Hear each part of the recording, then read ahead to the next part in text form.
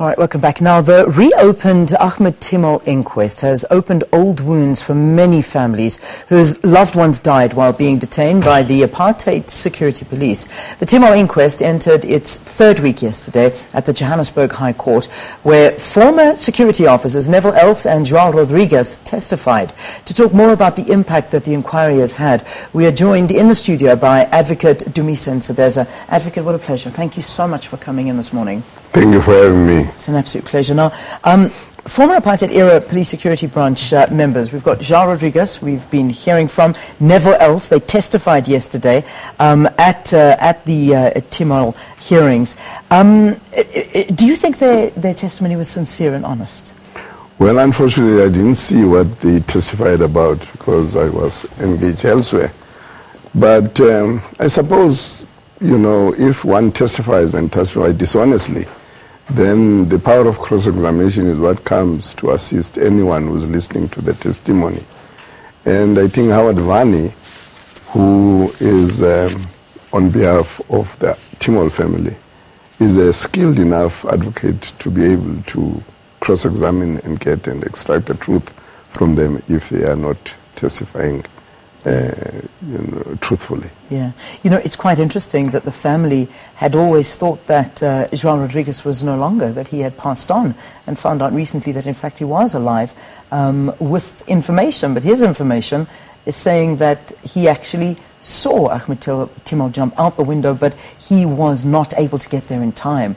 So that's what he was testifying, but he, of course, being warned, as you have said, he was under oath, and if he was lying, this could have severe circumstances and repercussions for him. Certainly it would, because I don't think anybody believes, especially given the number of deaths that took place in the apartheid era, of people sleeping in the bathrooms and concussing themselves to death, people ostensibly hanging themselves.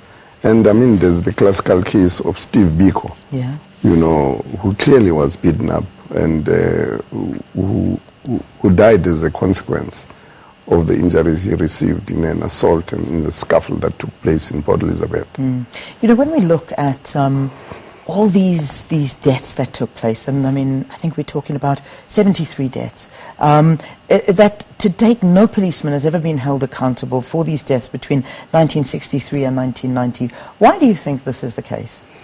Well, there are two things. The first one is the fact that it was difficult for them to have been prosecuted during the apartheid era. And one understands that because the state, right from the president in their State Security Council to the person who executed, all of these were sanctioned state executions of political opponents.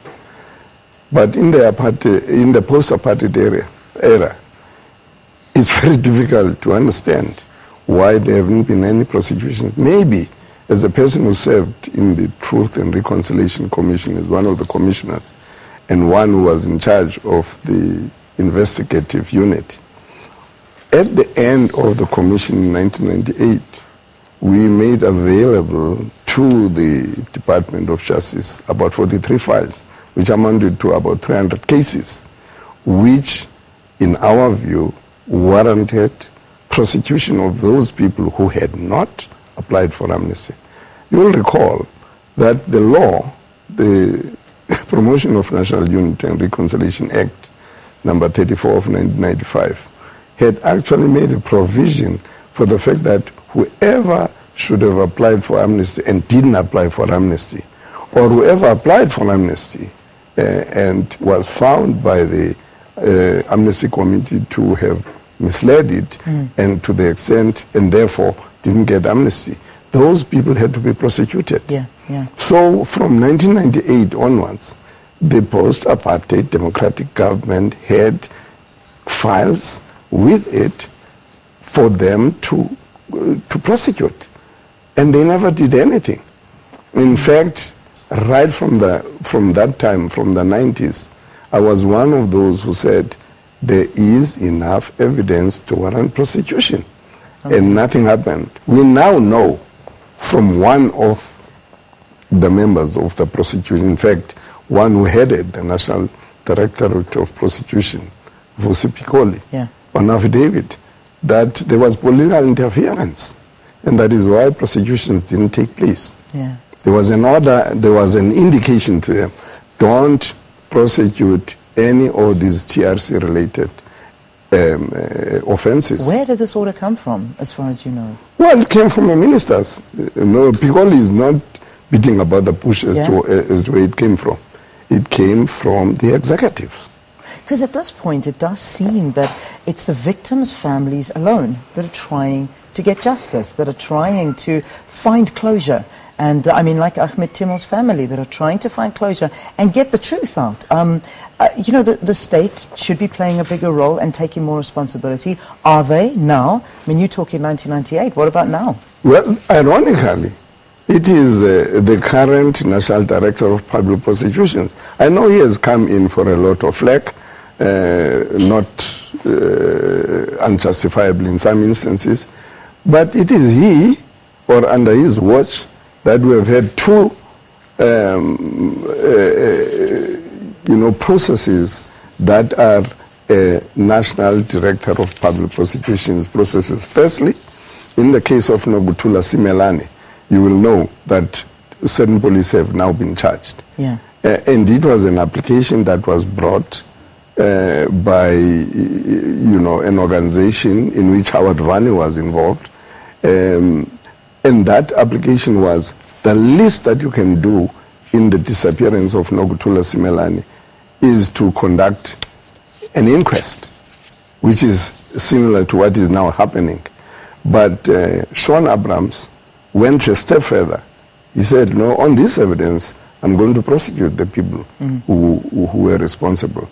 Except that there have been delays again, but then that's another story. Yeah, but the fact of the matter is that it is under Sean Abrams' watch as National Director of Public Prosecutions that we have had, one, a prosecution in the disappearance of Nokuthula Simelane, where the police involved, the Soweto Security Branch Police, are now being indicted with murder, irrespective of whether there is a body or not.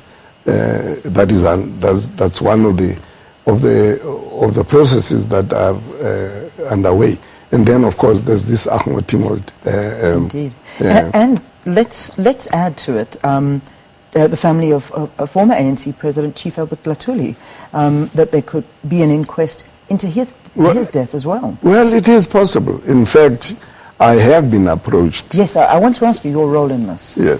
Well, I have been approached by members of the Albert Lutuli Foundation who have expressed a view that they have never had any closure because the only report that they were given or the finding was that Chief Albert Lutuli died as a consequence of an accident.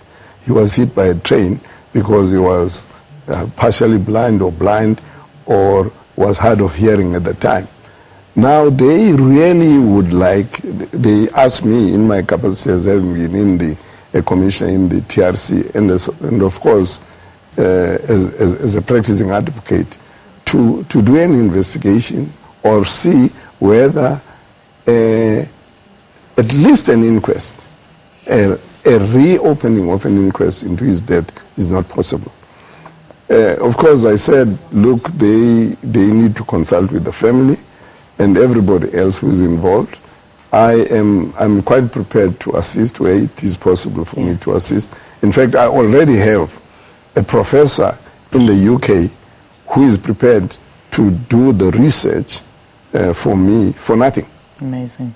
Simply because he is also interested. That researcher has done also, in fact, incidental justice aside, he has done a research into the killing of Dr. Verwoerd. Wow. You know, it's so important for our history to know the facts and to know the real stories behind the deaths of heroes. And that's exactly what they are. What about just finally, I mean, I could carry this conversation on forever, but we, in the interest of time, have to wrap it up.